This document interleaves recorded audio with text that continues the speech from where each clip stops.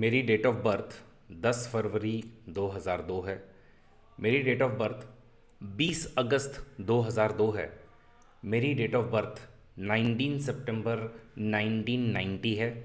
क्या मैं यूपीएससी के लिए एलिजिबल हूँ या नहीं? नमस्कार दोस्तों, मेरा नाम है अरविंद सिंह राजपुरोहित और ऐसे बहुत सारे क्वेश्चंस मुझसे यूपीएससी के हमारे एस्पिरेंट्स पूछते हैं। मैंने सोचा क्यों नहीं इस पर यूपीएससी ने जो नोटिफिकेशन में एकदम डिटेल में हम सबको बताया है कि क्या एज का क्राइटेरिया होना चाहिए, उस पर एक वीडियो हम लोग बना लें। तो आज का वीडियो है, क्या आप यूपीएससी की एग्जामिनेशन देने के लिए एलिजिबल हो या नहीं। आप सबको पता होगा यूपीएससी की 2023 की जो एग्जामिनेशन है उसका नोटिफिकेशन अभी रिसेंटली आ गया है। 1 फ़रवरी को ही ये नोटिफिकेशन आ गया था। इस नोटिफिकेशन में एक्चुअली आप लोग सारी इंपॉर्टेंट चीज़ें देख सकते हो।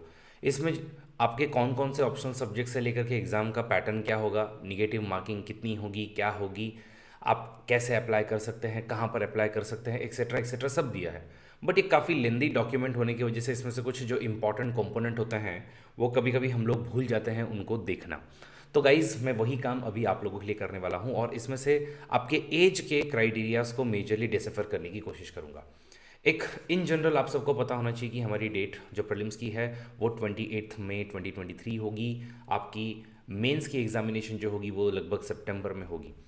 आपको अप्लाई कहाँ पर करना है? आपको www.upsconline.nic.in पर पहले एक वन टाइम रजिस्ट्रेशन, जिसको हम OTR भी कहते हैं, वो करना होगा और उसके बाद में वहाँ पर आपको अप्लाई करने के लिए मौका मिलेगा।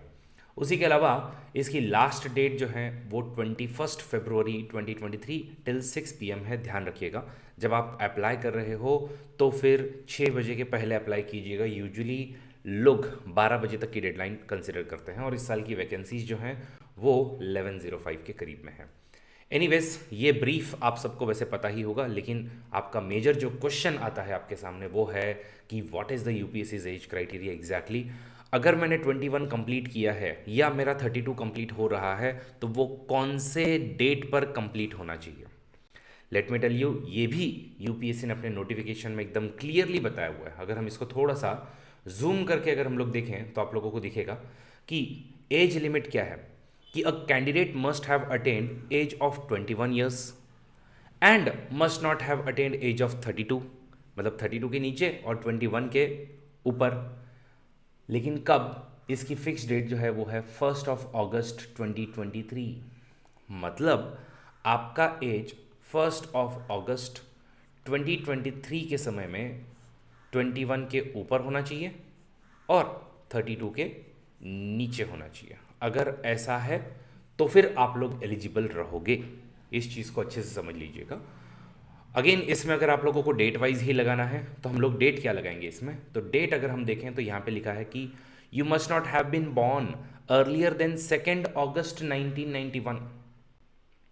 मतलब आपकी जो डेट ऑफ बर्थ होनी चाहिए वो बेसिकली 2 अगस्त 1991 के बाद में होनी चाहिए। मैक्सिमम के लिए बोल रहा हूँ मैं, जिनकी एज 32 कहाँ कंसिडर होगी, वो सीधी सी बात है 2 अगस्त 1991 को। इसके बाद में अगर आप बॉर्न हुए हो तो आप एलिजिबल हो, बट इसके पहले अगर आप बॉर्न हुए हो, अर्लियर मतलब पहले, तो आप एलिजिबल नहीं हो। एंड नॉट लेटर देन 1 अगस्त 2002। 1 अगस्त 2002 के बाद में आपका बर्थ नहीं होना चाहिए। इसका मतलब है कि अगेन, अगर आपकी 20 अगस्त अगर बर्थ डेट है 2002, तो फिर आप एलिजिबल नहीं होंगे, क्योंकि आप 21 साल के 1 अगस्त तक नहीं होने वाले हैं। इसके लिए आपको कितना होना पड़ेगा? आपको इसके पहले होना पड़ेगा। लेकिन आप वही अगर 31 ऑफ मई में अगर आप बॉर्न हुए हो, 31 मई 2002, तो आप एलिजिबल होंगे, क्योंकि 1 अगस्त 2023 को आपकी एज 21 पूरी कंप्लीट हो जाएगी। इस चीज़ को बहुत अच्छे से समझ लीजिएगा। इसके कुछ एग्जाम्पल्स देते हैं हम लोग।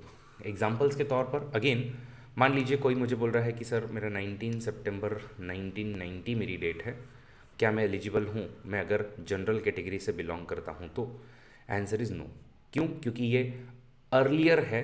किस से? It is earlier than 2 August 1991। इससे पहले हो गई ना ये डेट। बट वही अगर किसी की 20 सितंबर 1991 अगर किसी की बर्थ डेट है तो क्या ये एलिजिबल होंगे? Answer is yes. ठीक है, इस चीज़ को अच्छे से समझ लीजिएगा। तो ये हो गया मैक्सिमम एज, दैट इज़ 32 के एज के क्राइटेरिया के हिसाब से। और बाकी अगर हम इसी में अगर 21 की एज की बात करें, तो अगर कोई जो है वो बॉर्न हुआ है 31 जुलाई 2002 को भी, तो वो एलिजिबल होगा।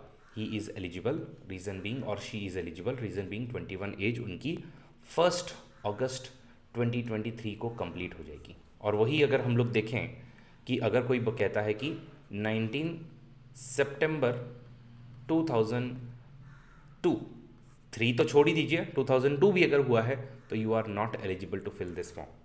रीज़न बीइंग आप जो है वो 1 अगस्त के बाद में बॉर्न हुए हो 2002 के। तो आई होप आप सबको ये क्लियर हो गया होगा। बाकी कुछ एज रिलैक्सेशन के भी क्राइटेरियाज होते हैं, जैसे कि जो एससी या ST, that is schedule caste and schedule tribe से जो भी बिलोंग करते हैं, तो उनको लगभग 5 साल का आपको एज रिलैक्सेशन मिलता है। मतलब 32 प्लस आपका, अगेन इनके लिए मिनिमम 21 ही है, मैक्सिमम में सिर्फ 5 साल आप ऐड कर दो 37।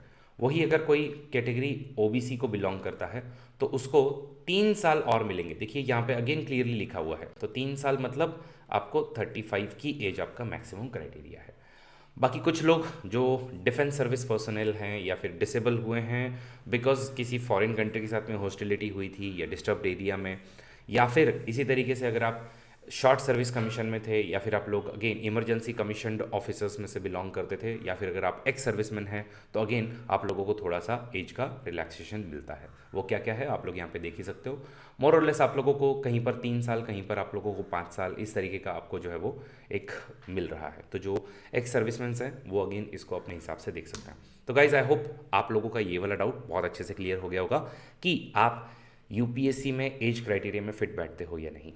ऐसे ही इंटरेस्टिंग वीडियोस के लिए आप लोग हमें सब्सक्राइब कीजिए, इस चैनल को हमारे इस वीडियो को लाइक कीजिएगा और इसको शेयर ज़रूर कीजिएगा अपने उन सभी दोस्तों के साथ में जो कन्फ्यूज है इसको लेकर के। और अगर ऐसे ही किसी और टॉपिक पर अगर आप चाहते हो कि वीडियो बनाई जाए तो आप कमेंट बॉक्स में हमें ज़रूर बता सकते हैं। Thank you so much, let's crack it.